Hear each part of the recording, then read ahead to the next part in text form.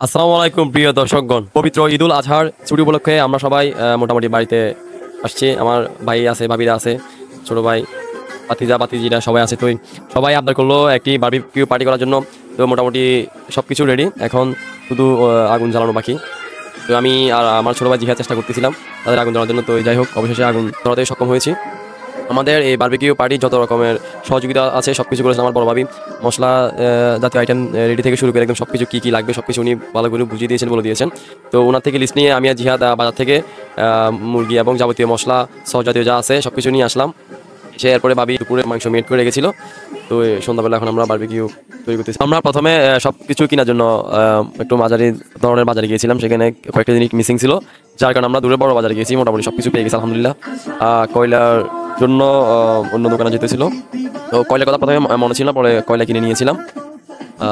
মাঝখানে কয়লা একটু শর্ট হয়ে গেছিলো, তারপর আমি কাঠ দিয়ে কয়লা বানিয়ে তারপরে বাকি বারবিকিউ শেষ করেছি। আর এই বারবিকিউ পার্টি যাবতীয় যত ধরনের খরচ আছে সবকিছু বহন করেছে, মানে ডোনেট করেছে বড় ভাইয়া।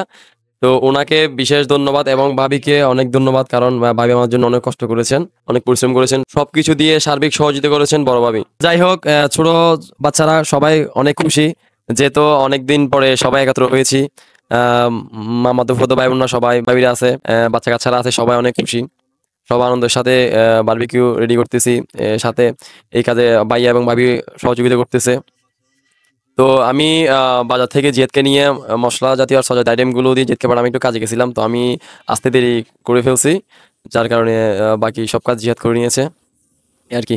তো আসলে বারবিকিউ পার্টি করা বলাটা যত সহজ, আসলে সবকিছু ম্যানেজ করা অনেক কঠিন। তারপরে কি কি জিনিস, যাবতীয় জিনিসপত্র কি কি লাগবে, যদি একটা জিনিস মিসিং হয়ে যায় তাহলে মজা হবে না, ভালো হবে না সবকিছু। তো কোনো কিছু যাতে মিসিং না হয় এই জিনিসটা ভাবি বিশেষ সতর্কতা অবলম্বন করেছেন।